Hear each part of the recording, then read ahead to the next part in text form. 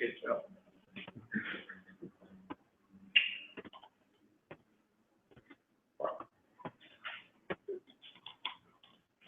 Hi, everyone.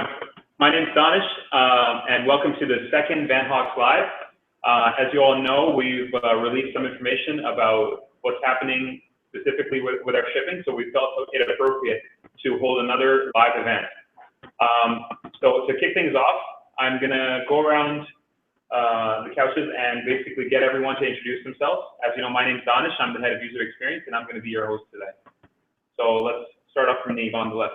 Sure. Hi, I'm Neve, and I'm the co-founder and PTO. Hi, I'm Mark, the chief of design. I'm Eric. I'm the head of hardware. Good afternoon, everybody. I'm Sohaib, and I'm the CEO of the company. I'm Dave. I'm industrial designer. I'm Devin, and I'm the director of operations.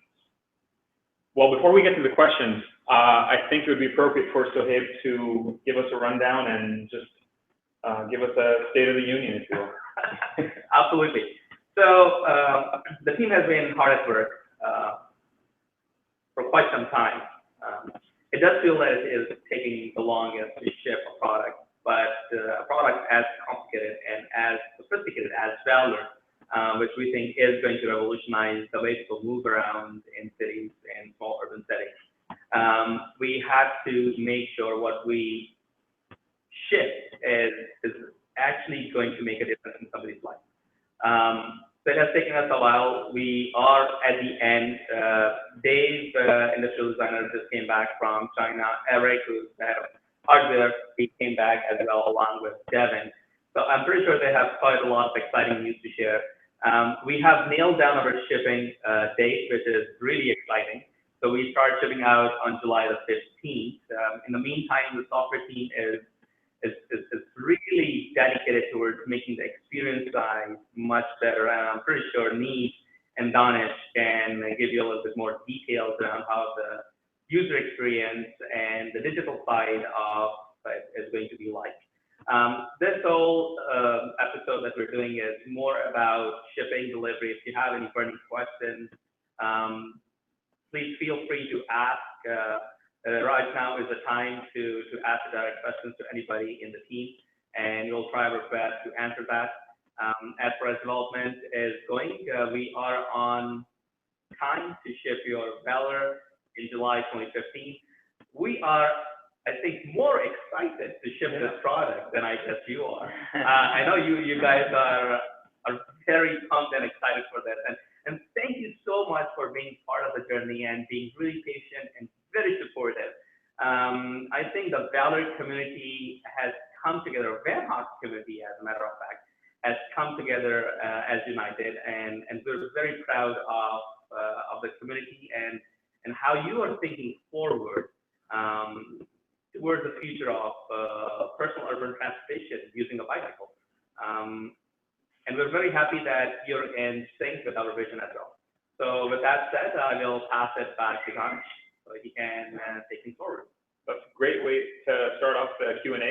Please remember, if you have any questions, we have a long list of questions that we've gotten up till now, but if you go on Facebook or Twitter or onto our Google page, you can start submitting your questions now, and we'll handle them as soon as we can.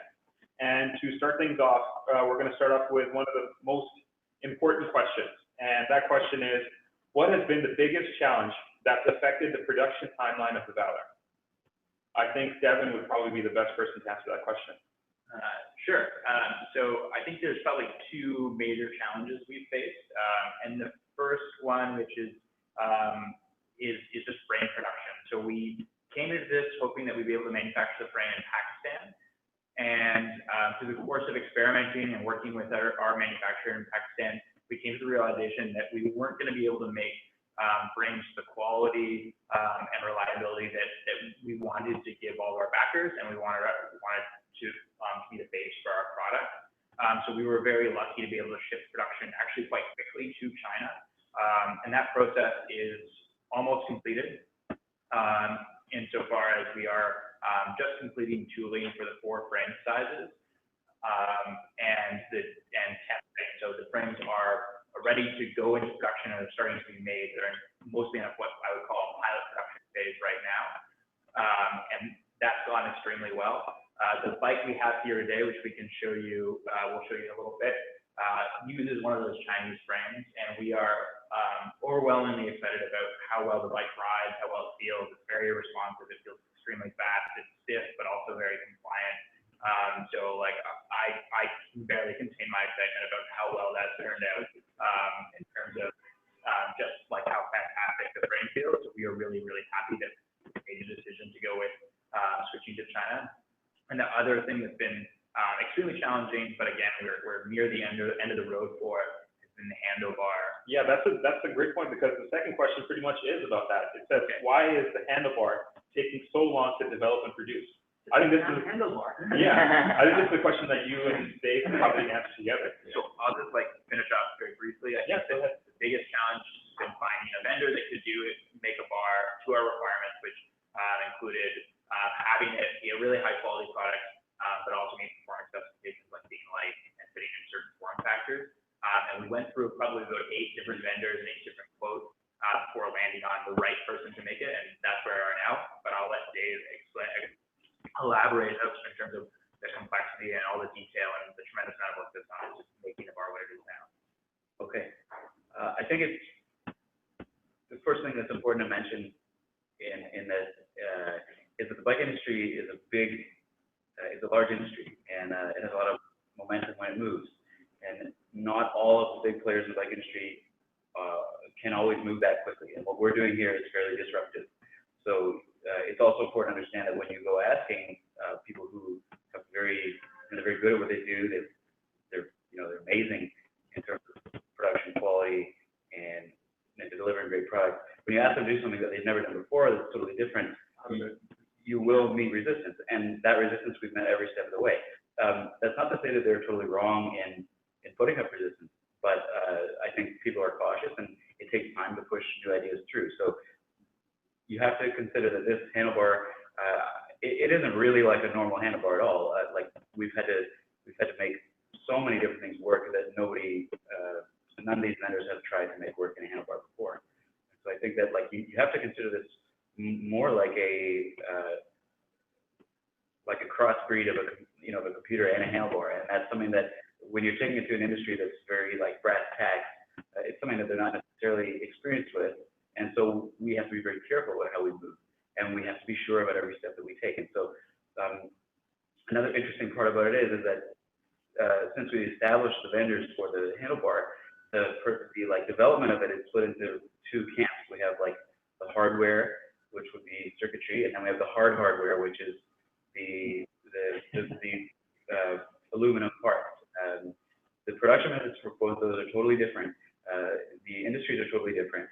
And there is no middleman that exists to take bike parts and computers and put them together. So that's what we have become, and that's something that Yeah. So would you say it's like you're creating a brand new product in and of itself? Well, yeah, I think that like it's moved beyond just being a bicycle accessory, like a handlebar or like a tire. It's literally become its own thing. I think so. I think there are a lot of things about the handlebar that are very unique. Like I mean, it has so many parts, and the integration alone has been very challenging. I certainly don't want to take any of the credit away from products that have come before that have been electronic in terms of bicycles. So there is a lot of stuff out there that's electronic, but nothing that does exactly what we do, and specifically nothing that tries to pack everything that we are packing into a handlebar. So we had at one point earlier on, I had a very good rendering showing all the internal components, and Eric, who's very experienced in this sort of thing, looked at the cross section and just said, "This is the most complicated enclosure I've ever seen." And so it's amazing that we've been able to get it to work. Period. And then the same thing happened in China. We've been dealing with engineers in China. We'd be dealing with the project, and they would come to me and say, your project is very complicated. Like it's not like nothing they dealt with before. Yeah. So, but you're 100% right, and it kind of shines the light on the next question, because the next one kind of shines the light on the fact that there have been delays in the past. So specifically, the question is asking: there's been a lot of delays in shipping the Valour, but how do I know that there won't be another one? I know you're talking about the handlebar, and this is probably more of like a question directed towards Devin.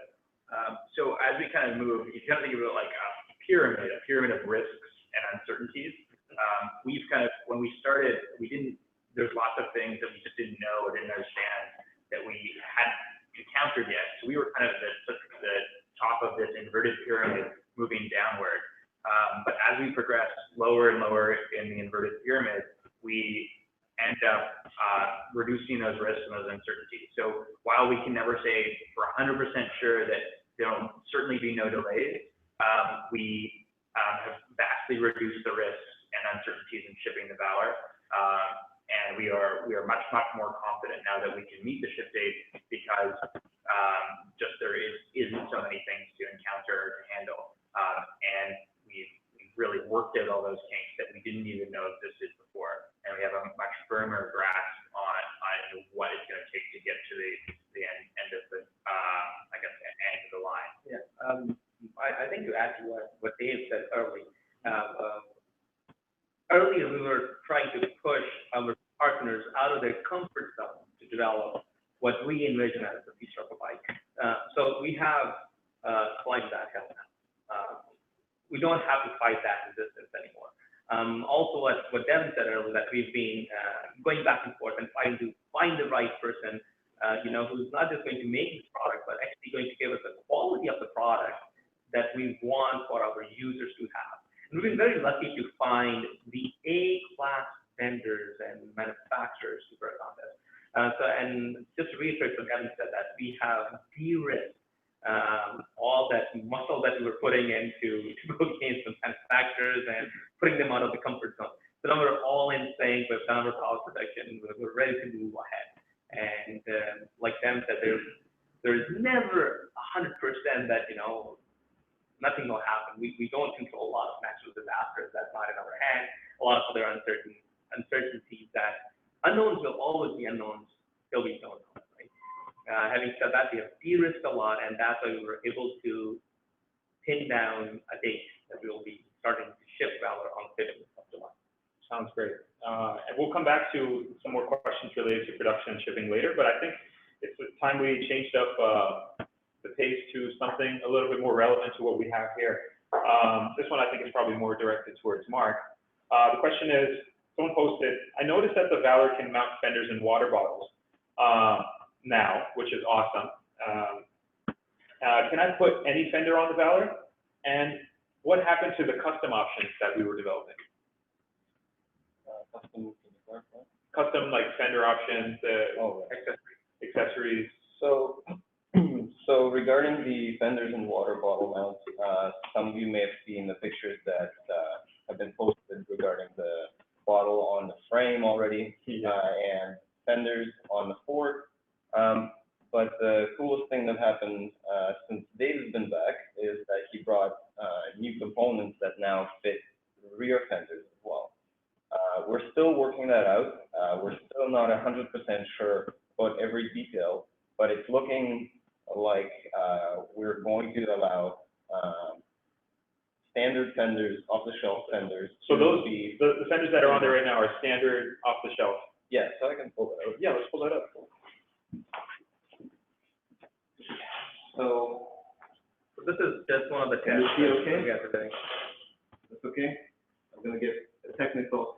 Can you guys see it okay? Alex is sitting okay? All right, looks good. Okay. So you can see here that the front fender has been mounted, as you may have seen on the photos already. There's a standard mount right here for regular fenders, and the rear fender now mounts on the inside of the dropout here. I don't want to show it too close, because this might change, but that's how that works. And also, there will be in the future mounts on the inside as well for the fender. But right now, we've already ridden how many? Over 40 kilometers with the fender on here, and it seems to work perfectly. And we'll be sure to include instructions on how to set up things specifically to our own dropouts and stuff as well, right? Well, we'll make sure to help out. We will try to help pick the right fenders, because not all fenders are going to fit on here. Only certain fenders that we can try will be able to fit.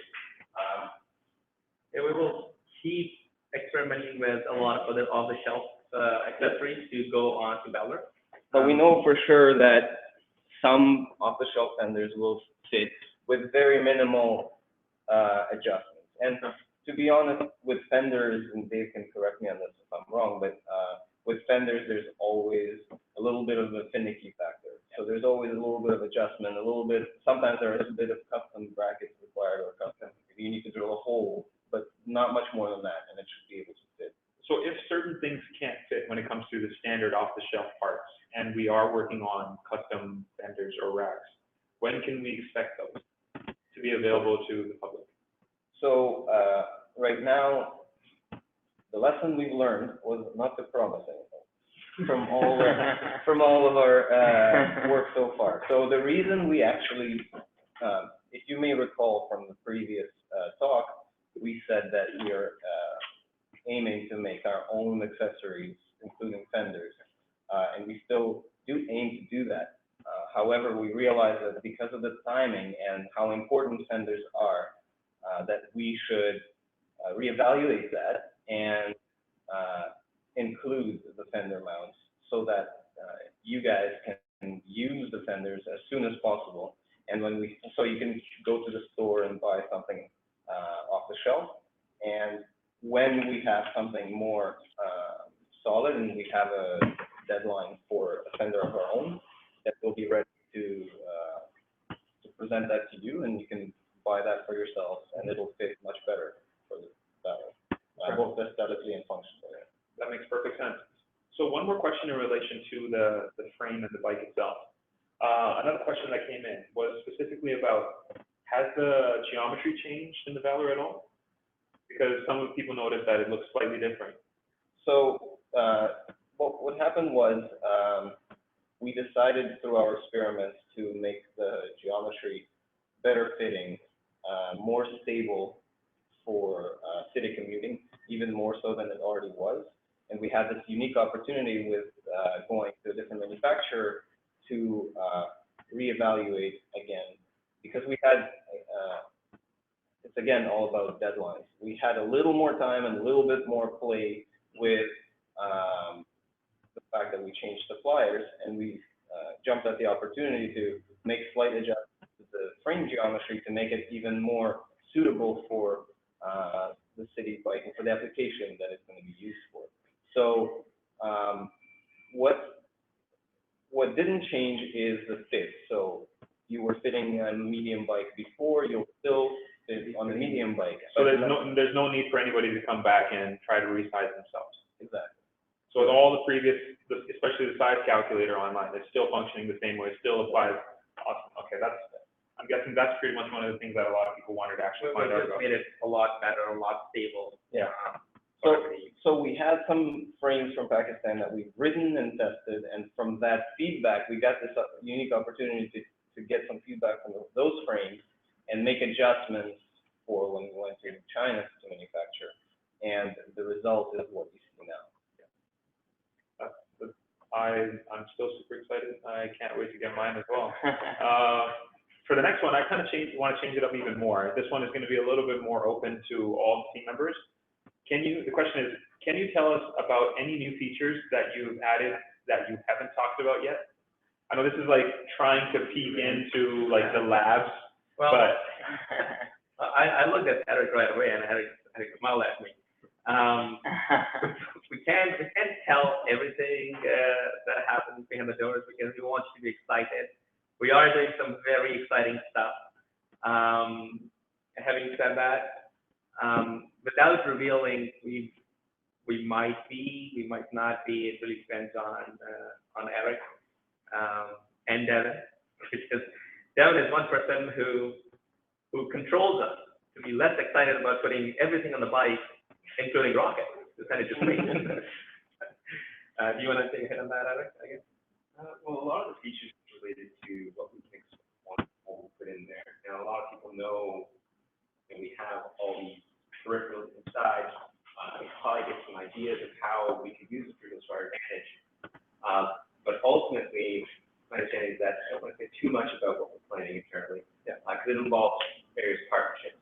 And once those partnerships are stabilized and we're ready to go, we're going to be very excited to actually share what we plan on doing around the world. so it's not completely up to us to talk about it. Exactly. We don't want to We have pull the these rug out of somebody else's Exactly. We have day. these crazy ideas. The hardware is fully capable. And there's nothing stopping the firmware team from, implementing some of these features. Yeah. It comes down to, I guess, logistics or who else is involved in the bike section. That makes perfect sense. But I'm sure there's a lot of people that would love to know a lot more of this stuff. But I guess the only thing you can do is The last thing I can hold say tight. is that the whole height, there's some really exciting stuff coming your way. I'm sure you won't be disappointed. You'll be very excited. Yeah, I'm sure they will be. All right, so another question that's come in is more about the security, and I'm not talking about the anti-theft measures that we're talking about. This is like the good old bicycle traditional security stuff. So the question is, I'm more concerned about security of the stems or wheels. Have you figured out a way to protect these components? So who wants to take this one? I'll take it. So I'll talk about a couple different things, starting just with the handlebar, and I'll move on to wheels and the seat. So for the handlebar, we have added a security hardware feature that really it allows the handlebar cannot be taken off without a standard with a standard Allen key. So you'll need a special security hardware to take off the handlebar. Not all the bolts, but the way we've designed it allows us just one bolt to critically lock everything in, and that was designed with that in mind. That being said, our approach is to try to, for the standard Valour without any modification, to harden it to the point where someone can't pull stuff off on the street. There's obviously some limitations, like if you're going to go at it with a hacksaw, there's not a lot we can do. But at that point, if you're already going at it with a hacksaw, you're not even really seeing Right, the bike. yeah. So, and then for the bar itself, if everything's enclosed, you can't open the inside of the electronics without, again, physically breaking it or altering it to the security hardware and any of the bolts that secure the inside of it, inside the electrical components, which will make it very difficult for a thief to try to break into it and disarm the electronics. Again, short of hammering into it or cracking electronics into it, there's limitations to what we can do there. For the actual bicycle hardware, so the wheels and the seat posts are generally our main concern. We use what we call slow release, which is like a quick release skewer on the front wheel and back wheel for the single speed where it's an Allen key. And that's something you can't just pull off. A thief couldn't pull off of the bike on the street. They need a tool, but again, it's a standard tool, so it's not that difficult. It adds a bit of a deterrent, but that's kind of in line with what most commuter bikes in the industry use.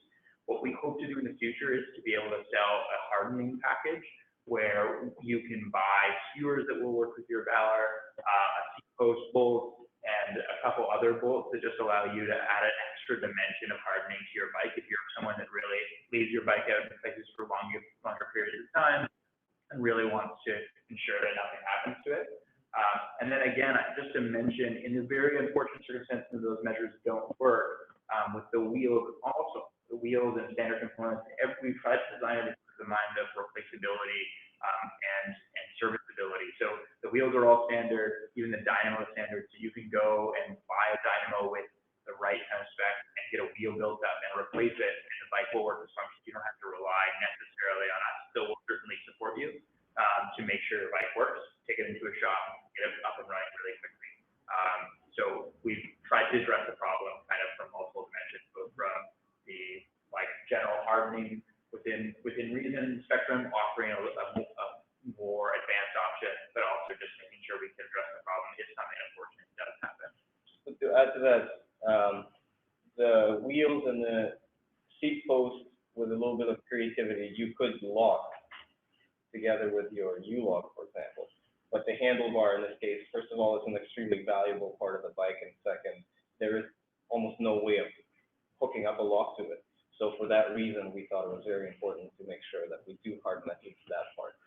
I want to also touch on what Devin said about the hardening package.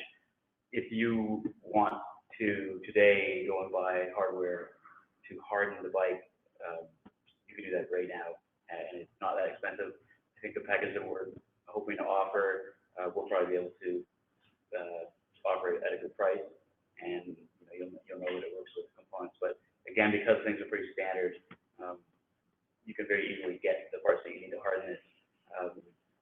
There's a lot, the bike is very complex, and if we check every single box on the wish list in terms of this type of thing, you wouldn't be able to get it at the phenomenal price that you've been able to get it at. So I think it's quite good, and if you want to harden those 3 points, it's not very expensive. I'd recommend doing it if you're not going to lock them up, and then expect that we can help you out with that soon. Yeah. That's a very appropriate question and very appropriate answer. I just want to remind everyone, if you guys have any questions, please go on our Facebook page, check us out on Twitter, and also check the Google Plus events page. I'm pretty sure if you're thinking of a question, someone else is also thinking of the same question, so don't hesitate. Like, post now and we'll talk about it. Well, talking about customizing your bike and just having different options, another question that came in is about any news on when we're going to start developing new handlebar types. This is something that a lot of people have asked us before. So anyone that wants to take in, Mark, or I can talk about it, not in terms of, I can't speak to timelines on this one again. I don't think it's really that appropriate to talk about that. But what you can talk more about it, like if it's what you should know is that in the design of this handlebar, being able to make changes in terms of size and geometry and bar shapes were a high priority in the decision to go with the form and manufacturing process that we are using. So the whole idea was that we'd be able to add to the tooling or change the tooling in order to make a wide variety of handlebar types. I would expect that the functionality and the overall form will not change too much, but we understand the need for different geometries because there are many different human bodies out there. And so, although this one bike we're offering, one stem length with one bar width, with one rise, with one back sweep, we designed it in such a way that we will be able to much more easily offer separate solutions in the future. I can't say when exactly, because I think it's been a pretty monumental feat to get this thing as far as we've gotten it, because we've gotten it. We worked really hard to make a lot of adjustability available to you to make this handlebar work.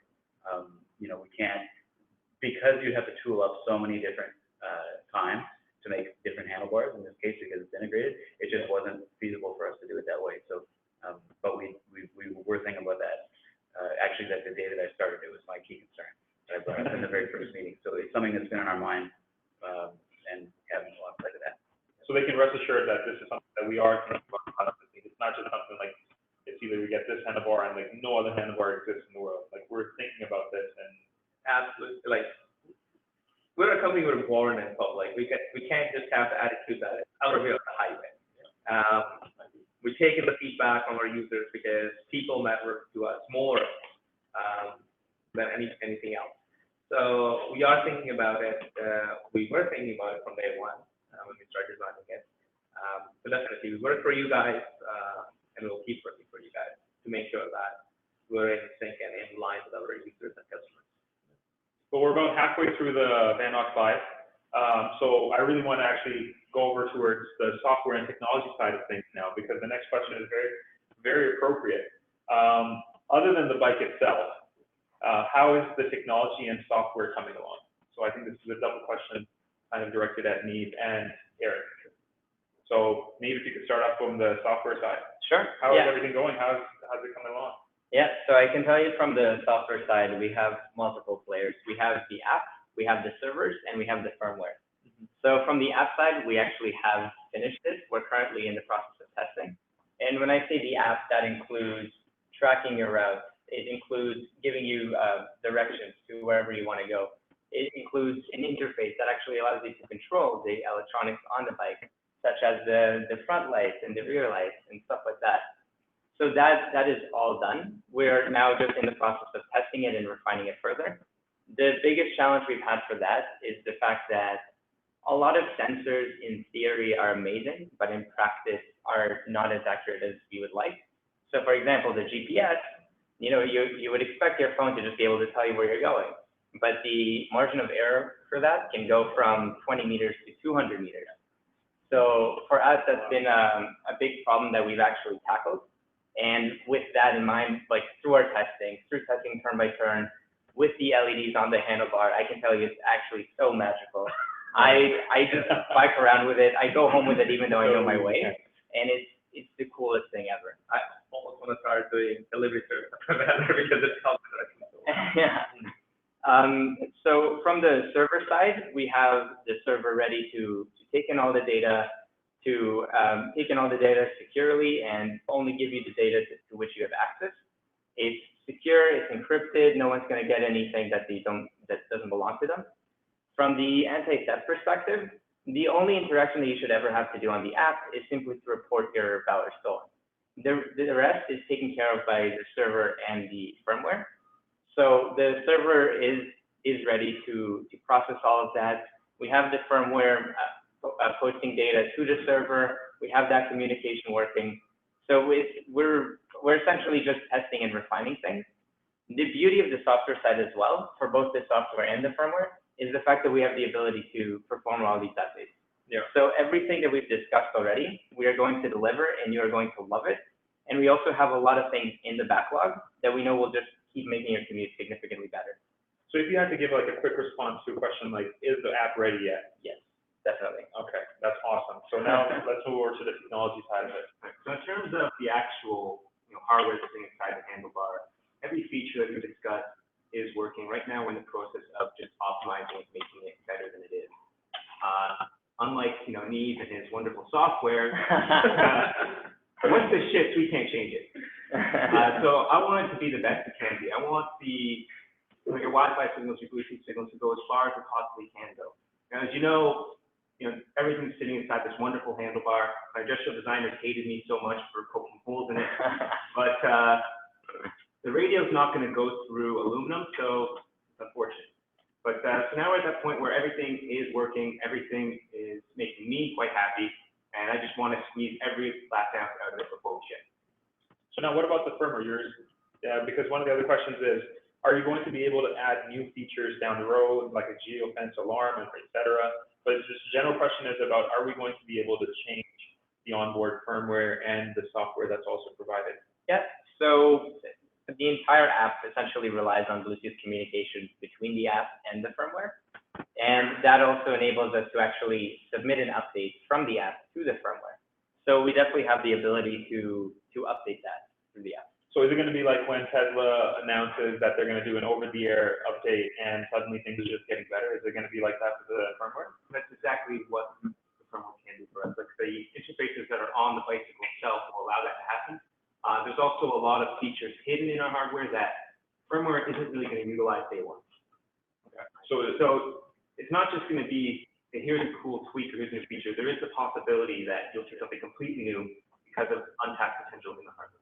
So now, not only are they like, so I'm not just going to get a Valour, I'm going to get a Valour that is going to get better over time. That is the vision. So, wow. Like I said last time, this really isn't your grandpa's bike. It's like a Tom Gunny. Yeah. Taking care of it. Yeah, just keep it growing. Okay, so now this is more of a, going off the technology aspect and the general hardware as well. This is more of a question about our future. The question is a little vague, but you'll understand what I mean. It says, I read somewhere that you're planning to make the Valour technology available for other bikes. Is this true? I'm guessing they're also talking about manufacturers rather than just other bikes. So I think this is probably a question that, so if you want to start off with, please. The vision that we see is not just that, we're able to provide an amazing, very high quality product to people who can afford a price point that Valour sits at today. We also see people who want to commute and make their city infrastructure and their daily life better, not getting stuck in congestion and in gridlock. So we want to have the technology accessible by not just 1,000 or 10,000 or 100,000 people. We envision this technology to be in the hands of millions of people. And to do that, we do have to go beyond just the Valours. We have to go into other bikes and manufacturers to make sure that people can have access to the technology that we have in the Valour today. But having said that, it's a slow process. It's a habitual change. It won't happen overnight, but it'll happen slowly. If you want to have access to this technology today, Valour is the only way for you to get it. So order yours now. With that said, there's still, I recognize that there is a certain amount of accessibility that's required for someone to get into the Valour. There's a point that's been brought up a few times before. Let's just say I can't actually even afford $1,200. So is that where this vision is coming from? So let's say we work with a partner in the future, and if you are looking for a certain price point to enter and own a smart connected bicycle, am I going to be able to do that even if I can't afford $1,200? Absolutely. The idea is to bring in as many people on board as we can. We're not going to change that, leave your car and start riding a bike today. We're trying to challenge the mindset that a car is not the only way to ride in the city. There's public transport, there's personal transport, bike as the precedence on every other thing, like your skateboards or scooters. Everybody learns how to ride a bike. So the idea is to have this accessible to more and more and more people. We'll take time, but we're on it. I should add that it's not just the price point. There are lots of different bike types, lots of different cycle variations, and it's not realistic to expect that one company, even as ambitious as ours, is going to tackle every single user scenario where our bike is appropriate for them. So if you start to think about all the kinds of bikes and all the kinds of manufacturers that make bikes that fill all the needs, it's only through the working together that we can power all the bikes that people need. And new features that we add to the Vanhawks Valour lineup in the future, that will be available to Valour users, because we're the ones that are creating it before it trickles down into other bikes as well. Think of it as when Google launches their Android operating system, they always launch it on their own mobile phone. It's available to only pure Nexus devices. If you want to have access to the newest and the latest technology in the biking side, I think Valour is the way to go. But having said that, you still have it accessible through other means.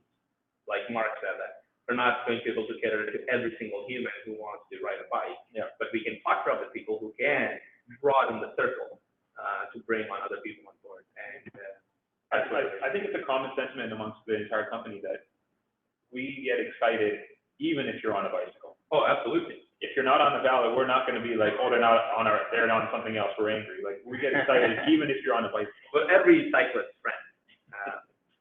I had two comments to add to that. Yeah, go ahead. One has to do with like maybe an element of exclusivity and the fact that we really appreciate the early adopters, and we think it's awesome that you guys we definitely do. We're as excited about it as we are. And I understand that there's a certain cachet that comes to that, and you deserve it for putting your neck out there.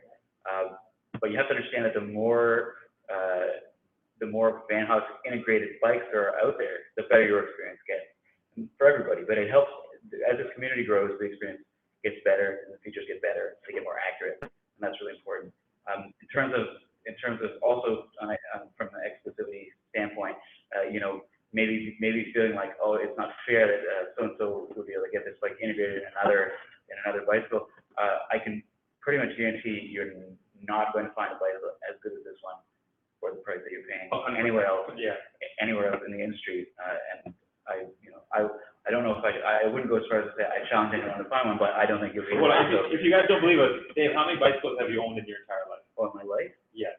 Well, there are 5 in my house right now. Just to tell you what kind of guy he is. Yeah, I've probably owned like 20 or 30. I usually go through quite a few every year. There you go. If he's saying that, no one else can say it any better. But again, we're talking about the application. For the application it's used for, that's what Dave is trying to say. Of course, every bike has its place. Yes. All right, so talking about testing and accuracy from beforehand, another question that's come up is, can you tell us about the tests you're running on stuff like blind spot detection, et cetera? Does it work as intended? I think this is a question that Eric could probably start off on. So right now, you guys may know that our target is about 10 feet. That's what's posted. And how much is that in meters? So about 3-ish meters, all right? So right now in the lab, we're only sitting at about 2 meters. So we are our target there. And what I'm working on now is actually optimizing so we can meet that target. So it's not like it's not working, it is working. No, we We're have run optimizing the the range. section, bring it up to the lab bench, you can actually see, move the sensors around, you see stuff actually trigger it, but it's really not the target that we want to deliver. And as you can imagine, I'm sure a lot of riders are concerned. They think, okay, 10 meters, now they're hearing, 3 meters, now they're hearing 2 meters, is that going to be enough? And so really what I'm doing is making sure that you do get enough. I'm going to go for 10 meters, I'm going to go for 10 feet, I'm going to go beyond 10 feet as well. But, anything else? It's just about the rest of the testing, like how it's So the rest about of the rest of the sensors. So the rest of the sensors themselves, beyond that, everything's great. So the challenge there with blind spot is that out of all the sensors we have on the Valour, it is the only one that is an analog electronic sensor. Okay. So not only that, it's the only sensor on the entire bike that's not part of the handlebar itself. So you have really long cables, meter and a half, connecting these sensors to the rest of the bike. And it's an analog device. So we have to combat a lot of things that we didn't have to combat with other sensors, which is mostly noise. You got this giant bicycle frame that, whether you know this or not, but it's basically a giant antenna for us. So this is the challenge that we're facing day in and day out when we're testing the blind spots. How do we make sure that bicycle doesn't bring in all the noise around you, from your cell phones, from the cell house, from everything out there, and make sure that that experience doesn't break for us. Okay, that's definitely. And one more question about the turn-by-turn. I mean, we're talking about the sensors here, but this can also be directly applied to the navigation itself, right? So how is the testing going on for that? Because it pretty much uses the onboard sensors too, right? Yeah, so the Valour GPS is more accurate, but it also takes a little bit more time to start. So what happens is it gets jump-started by the phone GPS, essentially, which helps it find its location much quicker. But also, the issue with GPS in general, the one on the Valour is significantly more accurate than the phone, but you're still going to have those situations where, let's say, you can't get GPS coverage. Like in Toronto, you have a lot of tall buildings that sometimes really reduce the accuracy. And because of that, you have to run a few algorithms to actually estimate where you're going. So that way, when you're losing the signal for a second, it doesn't tell you, hey, we need to reroute you, we don't know where you are. It tells you, okay, well, you're probably going this direction. And then it gets corrected by the time that the GPS signal is strong again. And our testing at this point isn't necessarily about the accuracy of the GPS, because we've been able to actually improve that significantly. It's more about the thresholds. Yeah. Because when you look at a screen, you have the advantage of being able to see exactly, okay, well, there are 3 left turns coming up. With only LEDs, how do you know which one it is? So right now we're more testing the user experience side and what makes sense. Like, how early should we tell someone to turn? Like what communicates the message more efficiently? Exactly. Yeah. That makes perfect sense. Well, we're getting closer to the end of our broadcast, so we're going to move to our last 4 questions. These questions are kind of a segue from the beginning of the broadcast. So we started with the production, but now we're going to end on delivery and shipping, because everyone knows we're starting on July 15th, but there are a few questions about the details about how this is going to happen. So the first question is, how are you shipping the Valour? Will every order ship out on July 15th? So I think, Devin, you could probably start for this one. We're planning to have, so just to start with, like, will every short order ship out on July 15th? Probably not, but we're hoping the delay between the first and the last order that's in place will be fairly short. There's just a little bit of difference in terms of when we expect the parts to arrive and some of the frame production. The carbon fiber takes a little bit longer to make, because unlike kind of forge or cast parts, which you can pop out 1,000 in a day, the rate at which they produce them are slower. So where we're at right now, which means we're probably going to ship the second half of the bike in a few weeks later, but not by a huge amount. So they'll arrive at similar times. But what we will do is try to ship as much stuff as possible as soon as we get it. So as soon as we have all the parts for, 150 bikes, those bikes will put together. So we're not waiting on everything to come together for 500 parts. As far as what is going to ship, or how it's going to ship, the way it works is it will go by sea freight to different regions. So everything will be put into containers in big groups. You'll have a big container between 150 and 300 Valours all together. And they're going to be leaving from where? They're going to be leaving from Taiwan, and then those will go by sea to either the United States, to a port in the United States and a distribution center which will fulfill North America, or a port in Europe, or actually some warehouses for our Asian factors separately. So once it goes by sea freight, it will arrive at the fulfillment center. Then each individual Valour will be parceled off and then assigned a final backer. So though we have, though you will be assigned a particular bike, those bikes will truly become yours when they arrive at the fulfillment center and they're attached. So a SKU for your specific type of bike, say a large black frame with red wheels and say E7 brakes and an Inchi, will then become yours once it's at the fulfillment center and will be shipped out. And will also still follow as best as possible the order priority in terms of when people back the project or have placed a pre-order. So that relates to the next question a little bit. The question is about being able to pick a specific date of delivery. So can you ship a bike a few days before the actual delivery or afterwards, depending on what the specific person's needs are? It's really tough for us to control those small factors just because we're trying to move everything as quickly as possible. So if you have a concern or a special request, we can try to grapple with it on a case-by-case basis. But for the most part, like major delays are really tough, or like individual delays or improvements are tough to make because we're just trying to push it through as quickly as possible. Because I know there was like one request that came in about delaying it because they probably won't be there. That might be possible, but again, I would just ask that people send individual requests, and then we can work with them on a case-by-case basis. I won't say anything is impossible until we try. We'll certainly try, but there's also some constraints we work with just in making sure that one individual request doesn't cause any other delays, and everything goes smoothly as possible for everybody. All right, so the next question is a little bit more about what is actually shipping. So the question is, will the bikes come fully assembled? And if it's possible to pick up the bike from your office in Toronto to get it quicker? So I think that's a double part question. Maybe you want to talk about if we can pick it up from our office first. So I would say, so the first question, how will the bike come? We're working to try to get the bike to be shipped with the rear wheel on, which is great for you guys because it means you don't have to tension the belt drive.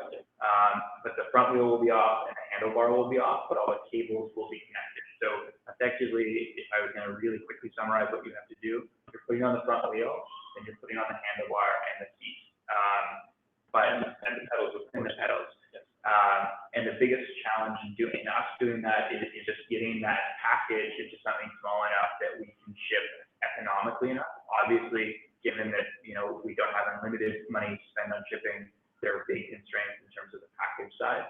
So we're trying to work with a fulfillment provider right now that will be able to allow us to ship with the rear wheel on. The worst case scenario is that we ship with the back wheel off. Either way, we are going to recommend that you bring the bike to a bike shop just to assemble it, especially if you're not super familiar with bikes. And the main reason for that is that it's often really easy for you to assemble the bike to seem like everything's working. But the real challenge is getting all the finicky bits, like getting the brakes set up so the tension is just right, getting the fork assembled with the compression cap right so the tension there is right and everything's seated properly, getting the rear wheel on and everything tuned perfectly so it performs at its best.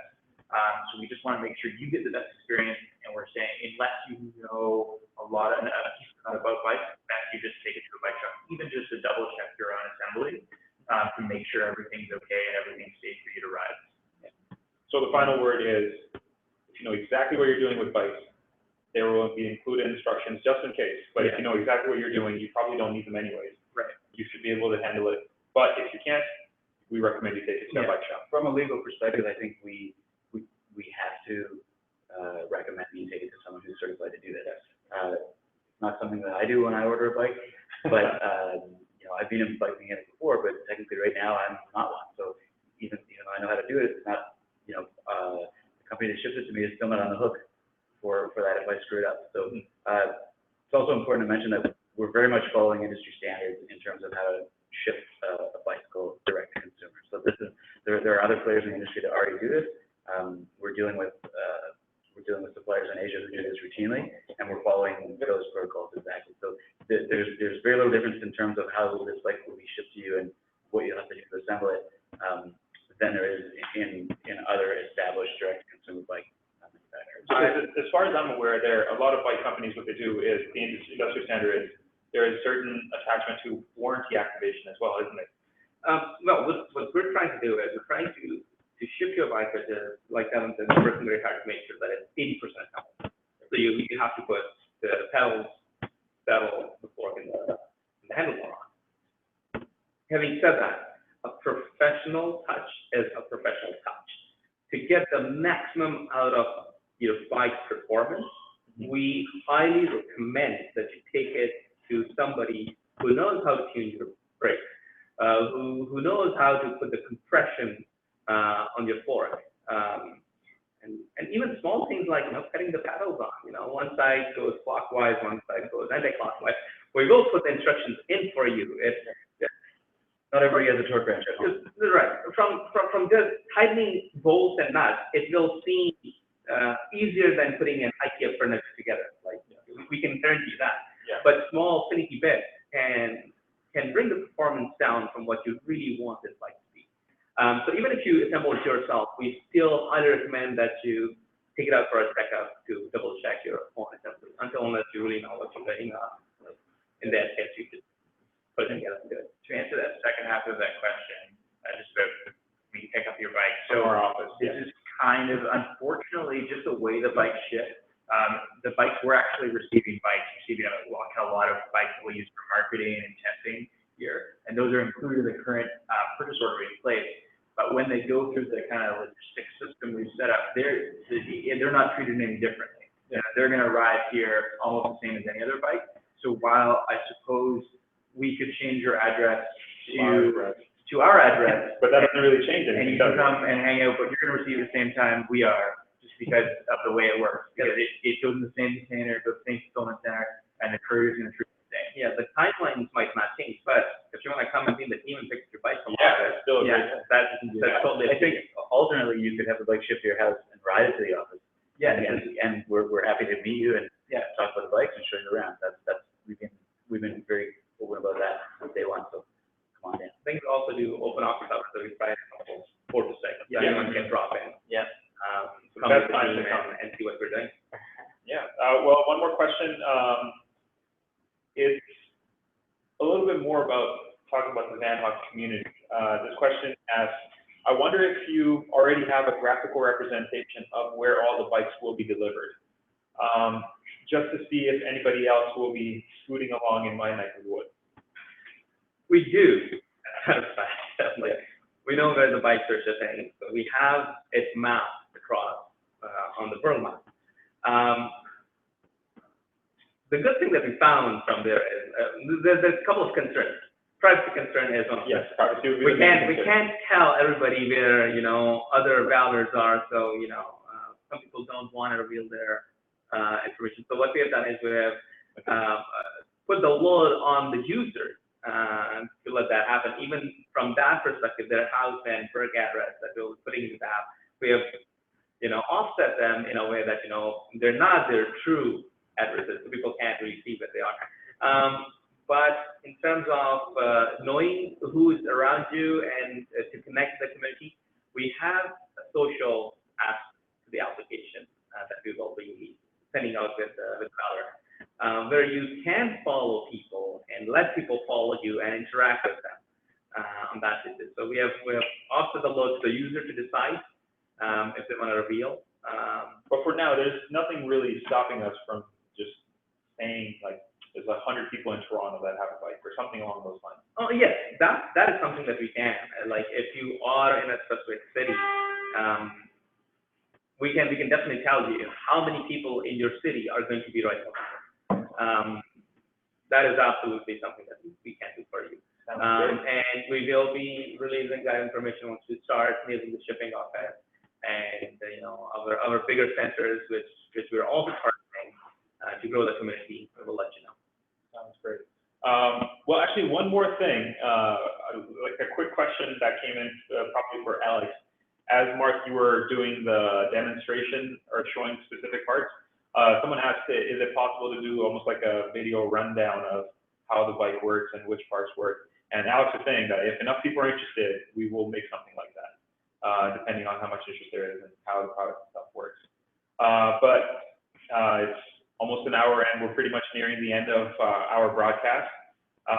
Thanks for tuning in. And if you didn't get your questions answered, keep sending them to us. We'll most likely either post it onto the FAQ or figure out another way to answer you directly. And lastly, if you are just tuning in now, I'm sad to say, but we're about to end the broadcast now. But it is available online and it will be on our YouTube channel, so you can always come back and watch this video later. Thanks for tuning in and have a great day. Thank you very much, guys. Thank you. It's a pleasure to have you.